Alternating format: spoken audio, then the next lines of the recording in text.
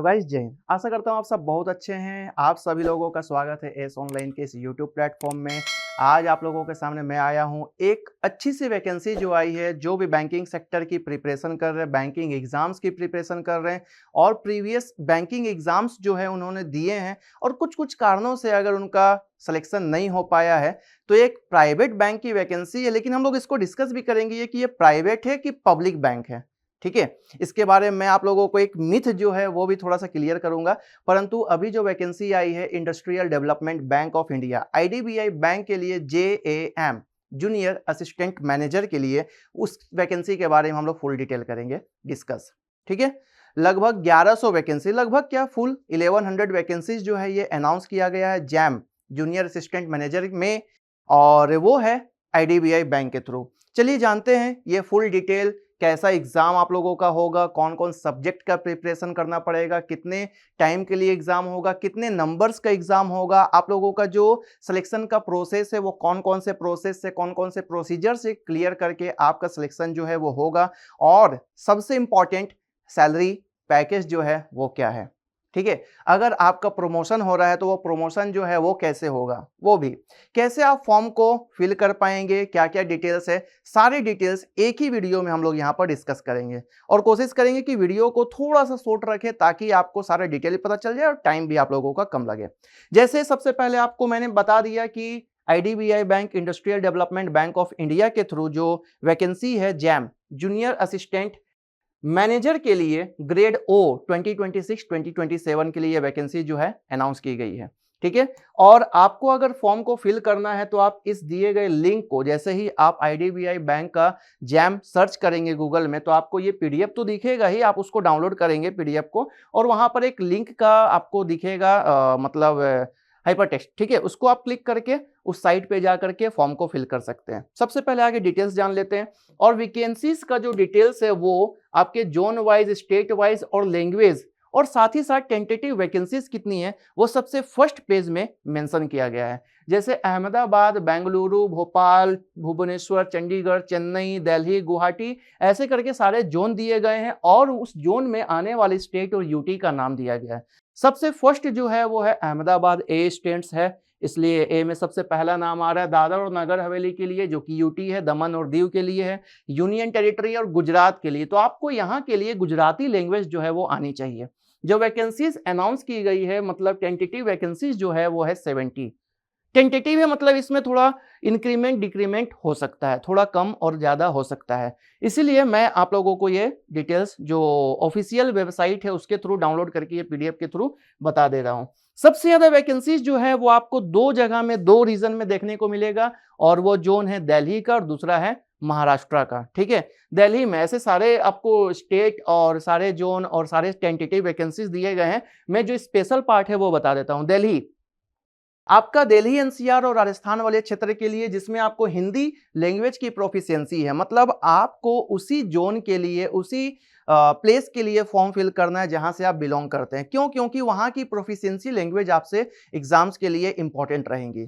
जब personal interview होगा उस समय भी, और प्रोफिशिएंसी लैंग्वेज अगर आप जानते हैं वहां के लिए आपको इजी भी होगा वर्क करने में। सपोज अगर आप दिल्ली एनसीआर के हैं और आपने फॉर्म फिल कर दिया है एक एग्जाम्पल के लिए बेंगलुरु के लिए, तो आपको कर्नाटका वाले रीजन में, क्षेत्र में, राज्य में, स्टेट में आपको वर्क तो मिलेगा लेकिन आपको कन्नड़ आना चाहिए। अब कन्नड़ आती नहीं तो आपको प्रॉब्लम होगा। इसीलिए आप जिस स्टेट और यूटी से बिलोंग कर रहे हैं उसी स्टेट और यूटी के लिए प्रोफिशिएंसी लैंग्वेज को देख करके फॉर्म को फिल करें, ठीक है। डेफिनेटली आप जहां से बिलोंग कर रहे हैं वहां के लिए आप प्रोफिशिएंसी लैंग्वेज में आपको प्रॉब्लम नहीं होगी। दिल्ली में सबसे ज्यादा वैकेंसी है 130 वैकेंसी, ठीक है। यहाँ के लिए जो लैंग्वेज है वो है हिंदी। उसके बाद सबसे ज्यादा वैकेंसीज जो है वो आता है 130 एक और जो कि है मुंबई जोन के लिए और महाराष्ट्र स्टेट के लिए। यहाँ पर के लिए आपको मराठी आनी चाहिए, तो अपने प्रोफिशिएंसी लैंग्वेज के अकॉर्डिंग देख लीजिएगा। अब यहाँ पर दिया गया है कि टोटल वैकेंसीज जो है वो है कितना 1100। बाकी आप सारा ये देख सकते हैं, ये पीडीएफ को अपलोड कर दिया जाएगा इसी लिंक के डिस्क्रिप्शन में, ठीक है। अब यहाँ पर एक चीज आपको पता होना चाहिए कि ये जो वैकेंसीज है उस वैकेंसीज में जो डिटेल्स रिजर्वेशन है वो किस किस स्टेट के, मतलब जोन के अकॉर्डिंग कौन कौन से आपके कैटेगरी में कितना डिटेल्स वैकेंसीज का जो उसमें दिया गया है कि कितने कितने वैकेंसीज कौन कौन से आपके कैटेगरी के लिए एलिजिबिलिटी है। अहमदाबाद में यूआर, SC, ST, OBC, EWS सारे अहमदाबाद, बेंगलुरु, भोपाल, भुवनेश्वर, चंडीगढ़, दिल्ली, मुंबई, पटना, पुणे सारे जोन का जो है वो दिया गया है आपके सारे कैटेगरी के अकॉर्डिंग, ठीक है। और 1100 मैंने अभी बताया ही था कि 1100 की वैकेंसी जो है वो आई है, ठीक है। अब साथ ही साथ में इसमें आपको एक चीज और पता होना चाहिए कि ये वैकेंसीज जो है वो आप प्रोफिशिएंसी लैंग्वेज के अकॉर्डिंग तो आप फिल कर रहे हैं, लेकिन फिल करने से पहले आपका एलिजिबिलिटी जो क्राइटेरिया है वो कितना होना चाहिए। जैसे सबसे इंपॉर्टेंट, आप अगर एलिजिबल हैं लेकिन एलिजिबिलिटी क्राइटेरिया क्या है तब आप एलिजिबल हैं। एज ऑन March 1, 2026 को आपका ग्रेजुएशन भी कंप्लीट हो जाना चाहिए और आपकी एज जो है वो भी होनी चाहिए 20 से लेकर के 25 तक के बीच में। तो ये सारा यहाँ पर एलिजिबिलिटी क्राइटेरिया दिया गया है कि पैरामीटर्स क्या है, जैम जो कि ग्रेड ओ का है, रीजनल है, और ये रीजनल है डेट मीन क्लरिकल टाइप का जॉब भी है ना। जूनियर असिस्टेंट मैनेजर, उसके बाद असिस्टेंट मैनेजर आ जाएगा, फिर आ जाएगा आप लोगों का मैनेजर का, फिर सीनियर मैनेजर, तो ऐसे करके आपको प्रमोशंस भी मिलेंगे। तो यहाँ दिया गया है bachelor degree with minimum 60% for general, EWS and OBC। जो ये कैंडिडेट्स हैं OBC, EWS और जनरल, उनका 60% मार्क्स होना चाहिए। अच्छा, राउंड ऑफ भी किया जाएगा, अगर 59.99% भी है तो वो राउंड ऑफ करके आप 60% में काउंट कर सकते हैं, वो भी मेंशन किया गया है। 55% SC, ST और PWD कैंडिडेट्स के लिए एलिजिबिलिटी है। साथ ही साथ ये सारे बोर्ड्स और गवर्नमेंट के नाम जो है वो दे दिए गए हैं, वहां से भी आप क्वालिफाई हैं, मतलब पास आउट है तो आप फॉर्म को फिल कर सकते हैं। एज क्या, जैसे मैंने अभी आपको बताया, मिनिमम 20 ईयर्स है, मैक्सिमम जो है वो 25 ईयर्स है। और ये दे दिया गया है कि आपका must have been born not earlier than March 2, 2001 and not later than March 1, 2006। ये दोनों डेट जो है वो दोनों के दोनों डेट यहाँ पर इंक्लूसिव है, इंक्लूड है। उसी के अगर बिटवीन में आपका DOB है और आप ग्रेजुएट है तो फॉर्म को फिल कर सकते हैं। जैसे यहाँ राउंड ऑफ के लिए बता दिया गया है, CGPA से रिलेटेड भी टर्म्स जो है वो डिस्कस कर दिया गया है कि अगर आपका 59.99% है ट्रीट किया जाएगा 60%, 54.99% है ट्रीट किया जाएगा 55%। ये भी यहाँ पर डिटेल्स बता दिया गया है। अब आते हैं कि ये तो एज से रिलेटेड क्राइटेरिया है। अब आता है एक और क्राइटेरिया जो कि आपको फुलफिल होना चाहिए, वो है कंप्यूटर लिटरेसी का। जो कैंडिडेट्स हैं, candidates are expected to have proficiency in computer और IT रिलेटेड एक्सपेक्ट्स, और ये भी सारा कट ऑफ और एलिजिबिलिटी के क्राइटेरिया के साथ में दे दिया गया। March 1, 2006 के लिए है, सारा डिटेल्स इसमें। इस डेट के अकॉर्डिंग एडवर्टीजमेंट डेट जो है वो रिलीज किया गया था March 6, 2026 में। ऑनलाइन रजिस्ट्रेशन इंक्लूडिंग एडिट और modification of application by candidates March 8 to 19, 2026 तक आप कर सकते हैं फॉर्म को फिल, 8 से लेकर के 19 मार्च तक के लिए, ठीक है। पेमेंट ऑफ एप्लीकेशन फी और इंटीमेशन चार्जेस जो आप लोगों का रहेगा वो भी आपका इसी डेट के बीच का रहेगा। टेंटेटिव जो ऑनलाइन टेस्ट होने वाला है आप लोगों का वो April 12, 2026 के लिए रहेगा। डेट मेंशन कर दिया गया, परंतु ये टेंटेटिव है, कुछ दिन आगे पीछे हो सकते हैं, वो टाइम के अकॉर्डिंग आपको नोटिफाई कर दिया जाएगा, परंतु आपको इसी डेट को लेकर के चलना। मॉर्निंग शिफ्ट में आपका एग्जाम जो है वो होगा, ठीक है। अब आते हैं कि इंफॉर्मेशन क्या है, स्पेसिफिक इंस्ट्रक्शन, तो ऐसा कुछ आपके जानने के लायक नहीं है, आपको कुछ ऐसा जरूरत नहीं है कि करियर प्रोस्पेक्ट क्या है, ग्रेड ओ से रिलेटेड है, जैसे हमने फर्स्ट पेज में देख भी लिया था, ठीक है। अब सिलेक्शन प्रोसेस क्या है, सिलेक्शन प्रोसेस आपको पता होना चाहिए। सिलेक्शन प्रोसेस जो है दिया गया है, shall comprise of online test. सबसे पहला आप लोगों का ऑनलाइन टेस्ट होगा, सेकेंड डॉक्यूमेंट वेरिफिकेशन होगा, थर्ड PI पर्सनल इंटरव्यू होगा, then pre recruitment medical test. देखिए ऐसे मेडिकल टेस्ट तो डिफेंस और ये सब में होता है, लेकिन यहाँ पर भी जनरल मेडिकल टेस्ट जो है आप लोगों का होगा, ठीक है, कि कोई क्रोनिक डिजीज तो नहीं है, कोई मतलब ऐसा प्रॉब्लम आपको बाद में तो नहीं हो सकता वर्क के ड्यूरेशन में, तो PRMT भी आपको यहाँ पर चेक किया जाएगा। Fitness of the candidates are PRMT would be based on the prevailing guideline on the bank का जो गाइडलाइन है उसके अकॉर्डिंग होना चाहिए। अब आता है यहाँ पर the structure of online examination will be as under. क्या स्ट्रक्चर है जो आप लोगों का ऑनलाइन टेस्ट होगा, क्योंकि आपको एग्जाम अगर क्लियर करके फाइनल सिलेक्शन लेना है तो सबसे पहला प्रोसीजर जो है वो तो फॉर्म फिल करना है। सेकेंड प्रोसीजर जो है वो है एग्जाम का, मतलब फॉर्म फिल तो अगर आप कर दिए डेफिनेटली आपको एग्जाम क्लियर करना ही पड़ेगा, और सबसे इंपॉर्टेंट फेज भी जो है वो है आप लोगों के ऑनलाइन का एग्जाम आप लोगों के लिए, जिसमें नेम ऑफ द टेस्ट क्या है, तो लॉजिकल रीजनिंग और डेटा एनालिसिस एंड इंटरप्रिटेशन के लिए है, जिसमें नंबर ऑफ क्वेश्चंस जो रहेंगे वो रहेंगे 60 और मैक्सिमम मार्क्स जो है वो रहेगा 60, परंतु इसके लिए टाइम अलॉट किया गया है 45 मिनट्स का।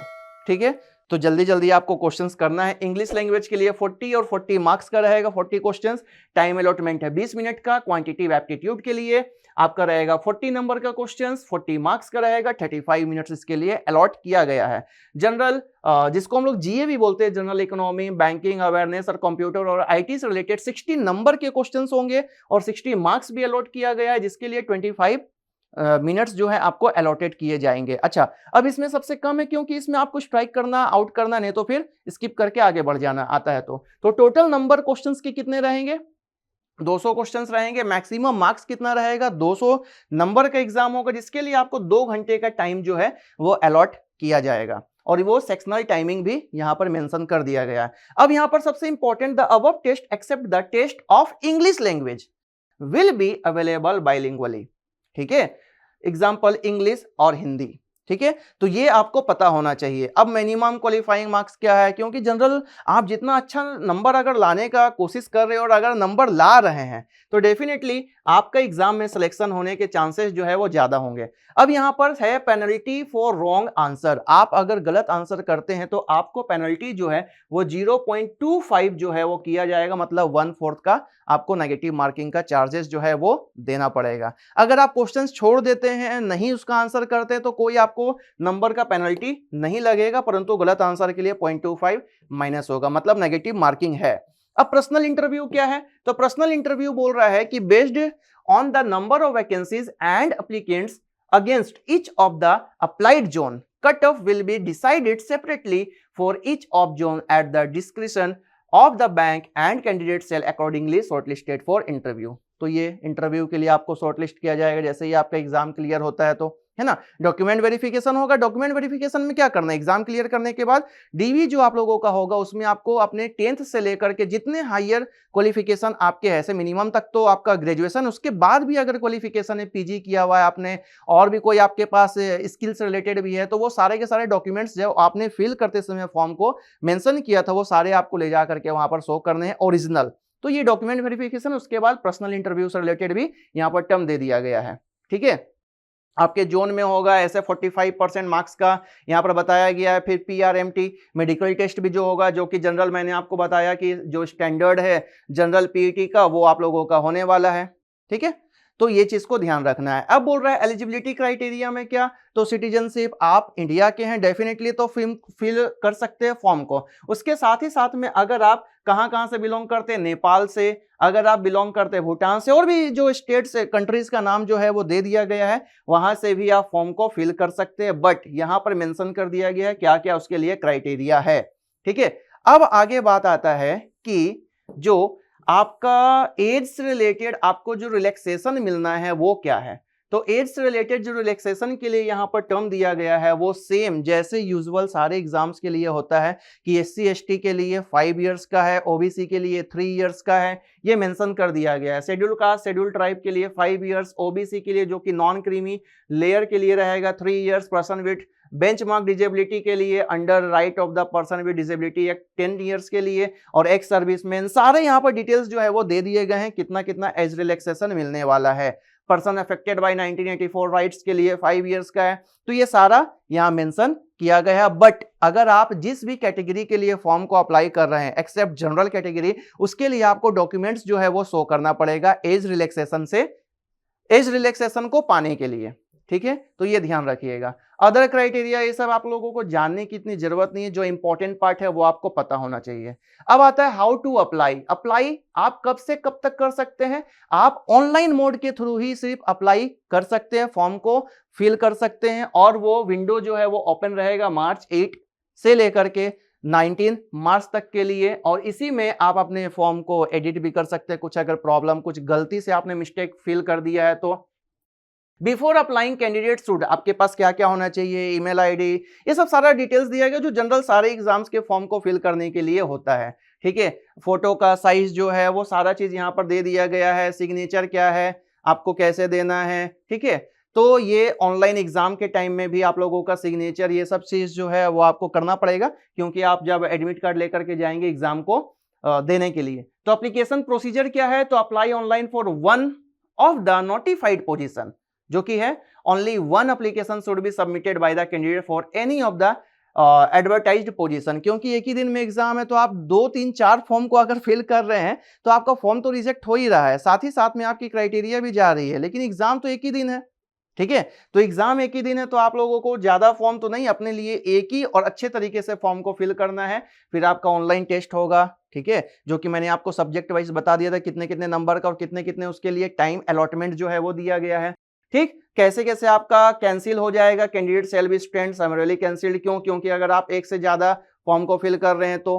ठीक है, अब यहाँ पर जो दिया गया है ये लिंक को जैसे ही आप क्लिक करेंगे तो आप लोगों का वो वेबसाइट जहां से आप फॉर्म को फिल कर सकते हैं वो ओपन हो जाएगा। एसएमएस और ईमेल के थ्रू आपको बताया जाएगा, न्यू कैंडिडेट्स के थ्रू आप रजिस्ट्रेशन करके आपको सारा का सारा डिटेल्स आते रहेगा। ठीक, ये बातें हो गई एग्जाम्स के लिए, एग्जाम के फॉर्म को फिल करने के लिए। अब आता है सर फॉर्म को फिल करेंगे तो हम लोगों को कितने पैसे, कितने फी जो है वो पे करना पड़ेगा। अगर आप एससी, एसटी और पीडी डी कैंडिडेट्स हैं तो इंटीमेशन चार्ज लगेगा, वो लगेगा सिर्फ 250 रुपीज का। लेकिन अगर आप ऑल अदर कैंडिडेट्स से तो आप लोगों को 1050 1050 रुपए का चार्ज जो है वो पे करना पड़ेगा एग्जाम फॉर्म के फी के रूप में, ये दिया गया है। और ये bank transaction, convenience charges, other additional charges वो आप लोगों के फी और इंटीमेशन के साथ में, कैंडिडेट्स के चार्जेस के साथ में इंक्लूड हो रहा है, ये आपको पता होना चाहिए। मतलब कुल मिलाकर के आपका 1050 का अगर आपका फी है और उसके साथ में अगर आप एससी एसटी कैंडिडेट्स और पीडी कैंडिडेट्स में आ रहे हैं तो आप लोगों को 250 रुपीज पे करना पड़ेगा। ठीक है, और ई रिसिप्ट मिलेगा पेमेंट करने के लिए। फेलियर हो गया तो अगेन से फिर आपको क्या क्या दिया गया सारे डिटेल्स यहाँ पर है कि payment candidates advise to log in again using their provisional registration number password, repeat the process of the payment. कब? जब non generation of e receipt candidate payment failure, जब आप लोगों का फेलियर हो जाए तब ऐसा आप कर सकते हैं। ठीक है, और जो आपका फाइनल फॉर्म जो फिल करेंगे उसको आपको कॉपी को रख करके रखना, हार्ड कॉपी को, ताकि बाद में जब आपके सिलेक्शन हो तो उससे रिलेटेड भी आपको कोई दिक्कत ना आए। अब दिया गया है लिस्ट ऑफ द डॉक्यूमेंट्स, वो जनरल मैंने आप लोगों को बता दिया है कि 10 12 का या आधार कार्ड का सारा आपका सेम होना चाहिए। स्कूल से रिलेटेड लैंग्वेज प्रोफिशिएंसी के लिए क्या क्या होना चाहिए, एजुकेशनल क्वालिफिकेशन जो है वो क्या होना चाहिए, कास्ट और ट्राइब के लिए सारे आपके पास डॉक्यूमेंट्स है तो आपको कोई दिक्कत नहीं है। ठीक, तो कुल मिलाकर के यही है कि ये आपका एग्जाम जो है, कोई अगर बैंकिंग से रिलेटेड एग्जाम का प्रिपरेशन कर रहे थे, ठीक है, और उनका अभी सिलेक्शन से कुछ टाइम रह जा रहा है, कुछ क्वेश्चंस कर पा रहे हैं लेकिन उनका सिलेक्शन नहीं हो पा रहा है, तो आप ये एग्जाम दे करके अच्छे से अपना सिलेक्शन ले सकते हैं। क्योंकि यहाँ पर जो सैलरी की भी अगर बात की जाए तो वो भी यहाँ पर मेंशन है, वो भी हम लोग देख लेते हैं। जनरली मैं आप लोगों को बता देता हूँ कि ये सैलरी जो आप लोगों की रहेगी वो 6.14 लाख से लेकर के 6.50 लाख तक जाने वाला है। ठीक है, तो ये आपका सैलरी का पूरा स्ट्रक्चर रहने वाला, मतलब लगभग 50 से 55 हजार रुपए आप लोगों के अकाउंट में, या 45 से 50 हजार रुपए आपके अकाउंट में सारे डिडक्ट होकर के आने वाले हैं, जो कि आप लोगों के लिए एग्जाम के लिए बहुत ही अच्छा रहेगा। क्योंकि अगर आपके पास कोई भी जॉब नहीं है तो ये जॉब आप लोगों के एग्जाम पॉइंट ऑफ व्यू से एक अच्छा जॉब है। अब बहुत सारे लोगों के पास में ये आता है सर कि industrial development bank of India मतलब आईडीबीआई बैंक जो है वो तो हम लोगों के एग्जाम के लिए एक प्राइवेट बैंक है, तो हम लोग इसमें जाएं क्यों सर? लेकिन मैं आप लोगों को अभी कुछ सच्चाई जो है वो दिखाने वाला हूं, कुछ सच्चाई जो है वो बताने वाला हूं। ठीक है, जिससे आपको लगेगा कि नहीं, ये भी एग्जाम हम लोगों को दे करके अपना जॉब सिलेक्शन जो है वो लेना चाहिए। क्योंकि देखिए एग्जाम देंगे तो आपको नो डाउट एक एक्सपीरियंस तो आ ही रहा है, साथ ही साथ आप प्रिपरेशन करें तो उससे रिलेटेड भी आपको सारे के सारे चीजें जो है वो पता चल रही है। ठीक है, तो वो भी आपको अच्छा रहेगा। तो आपको एग्जाम जो है वो देते रहना है, ये एग्जाम भी आपको देना है ताकि आपका सिलेक्शन हो, और सिलेक्शन के बाद में आपके पास में एक अच्छी जॉब, मतलब 50 हजार की सैलरी के आसपास में आपको जॉब मिले, है ना। अब एक चीज मैं आप लोगों को जो कि इंपॉर्टेंट है वो बता देता हूं, वो दिखा देता हूं। सबसे इंपॉर्टेंट जो है वो बताता हूं कि बहुत सारे लोगों को ये डाउट रहता है कि सर आईडीबीआई बैंक, बहुत सारे लोगों को क्या, सबको, आईडीबीआई बैंक तो प्राइवेट है, फिर हम लोग इसके फॉर्म को क्यों भरें? तो मैं यहां पर सर्च करता हूं, is IDBI bank is private और गवर्नमेंट। देखिए क्या आता है। अब यहां पर डिटेल्स आपके सामने में है, ये देखिए सबसे पहला पेज जो यहां पर ओपन हो रहा है, आप पढ़ेंगे, आप भी सर्च करिएगा। IDBI bank is classified as a private bank for regulatory purpose by the RBI. Okay, while it is technically a private sector bank due to the majority stake held by LIC of India, 51% as of January 2019. It is considered a government promoted bank as both of LIC of India and Government of India together hold a combined stake of over 94%. No doubt ये public sector bank के तौर पे work कर रहा, परंतु backed किसके through है? Government sector के थ्रू। ठीक है, और यहां पर दिया गया है कि डिटेल्स में क्या, LIC of private sector bank है, LIC of India holds 49.24% and the government of India holds 45.48% as of 2026 अभी तक के लिए। तो 94% का स्टेक जो है वो गवर्नमेंट के पास में, गवर्नमेंट सेक्टर्स के पास में है। ठीक है, management control was transferred to LIC in January 2019. Stated it is not a nationalized bank but it is function as private bank with heavy government backing. That's why it is very important for your exam and for your future. तो आपको ये भी ध्यान रखना है कि ये तो प्राइवेट सेक्टर बैंक है लेकिन आपको सैलरी अच्छी खासी मिल रही है, और आप दूसरे एग्जाम्स का तैयारी करें तो यहां पर भी आप एग्जाम दे करके अपनी सैलरी को फिक्स कर सकते हैं। अब आते हैं प्रमोशन की बात। अगर आपने सिलेक्शन JAM में ले लिया है, मतलब जूनियर असिस्टेंट मैनेजर के लिए प्रमोशन आपने लिया है, तो आपको फिर जूनियर असिस्टेंट मैनेजर से आप असिस्टेंट मैनेजर में प्रमोट होंगे और वो विद इन 2 और 3 ईयर्स में आप लोगों का हो जाएगा। अच्छा, ये परमानेंट टाइप का जॉब भी रहने वाला है और असिस्टेंट मैनेजर में आप जाने के बाद मैनेजर की कैटेगरी में भी आप प्रमोट होंगे, जिसमें आपकी सैलरी जो है वो इंक्रीमेंट तो हो गई पे रोल के अकॉर्डिंग, पे ग्रेड के अकॉर्डिंग, और साथ ही साथ में आपका एक औंधा भी और एक अपने को एक फिक्स स्टेटस भी जो है वो मिलने वाला है। तो अच्छे तरीके से तैयारी करिए, आपको सारा सिलेबस भी पता चल गया है, अच्छे तरीके से आपको तैयारी करने का एक प्रोसीजर भी पता चल गया है। और भी अगर प्रोसीजर के साथ में जुड़ना चाहते हैं तो हमारे साथ में जुड़े रहिए, एस ऑनलाइन के साथ में जुड़े रहिए, एस इंजीनियरिंग एकेडमी के साथ में जुड़े रहिए और अपने एक सपने को, अपने एक बैंक की नौकरी को और भी डिफरेंट एग्जाम्स के प्रिपरेशन में हमारे साथ में हेल्प लेते रहिए। मिलते हैं अगले वीडियो में, और आपके अपने एग्जाम्स का फॉर्म को फिल करना है, अच्छे से प्रिपरेशन करना है। चलिए मिलेंगे अगले वीडियो में। All the very best. जय हिंद।